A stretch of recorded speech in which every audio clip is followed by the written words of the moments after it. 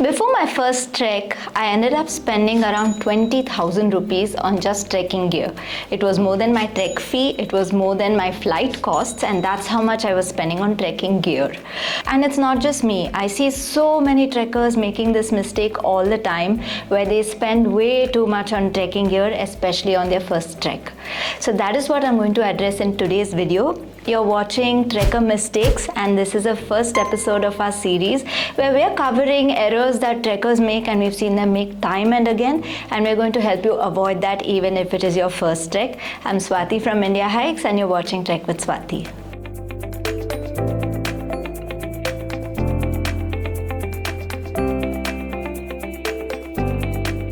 You know, many people think that Swathi, you must be trekking all the time. You're working at Indiahikes making these videos. So partly true, yes, I am trekking quite regularly, but they also think that I own a lot of trekking gear, and that is not true at all. And I'll be very honest with you, I actually don't have a good pair of trekking shoes or a backpack or even an outer shell jacket that I can call my own. Every time I have to go on a trek, these are things that I borrow from others or rent it out from our own store. So what are the things that I actually own? Let me give you an idea so that you can make your list based on this, what you should actually buy.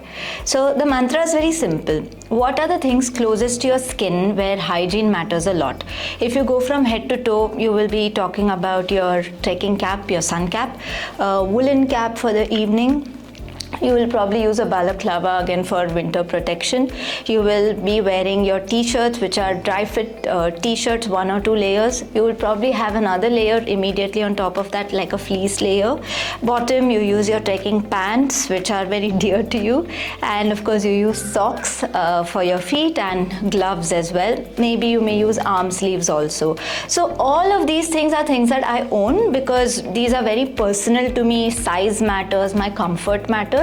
So all of these are things I own, and I usually keep them. They last a very long time. What I used even 10 years ago, I use the same things now.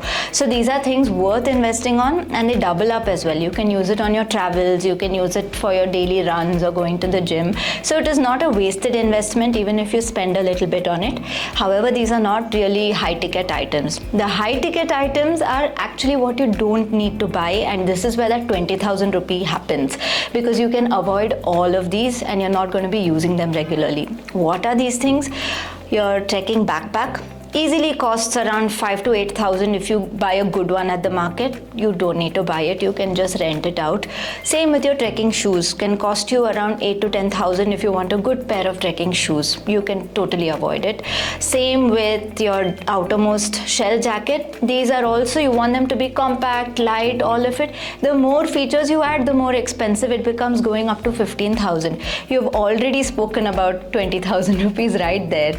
Or even like your headlamp, your trekking poles, none of these things you actually need to buy for yourself. You can just rent it out without thinking twice.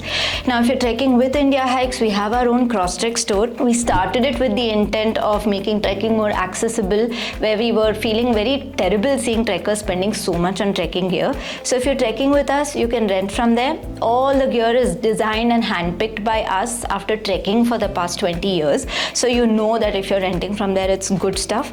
If you're trekking on your own or with anybody else, there are a lot of rental stores these days available. Even in Dehradun, there are rental stores available. Even Manali, there are a lot of stores you can rent, or there are some places where you get even a lot of sasta mal, like factory rejects, but good trekking pants, jackets, all of that. So we have put those together in the description below so that you can find it as a good resource.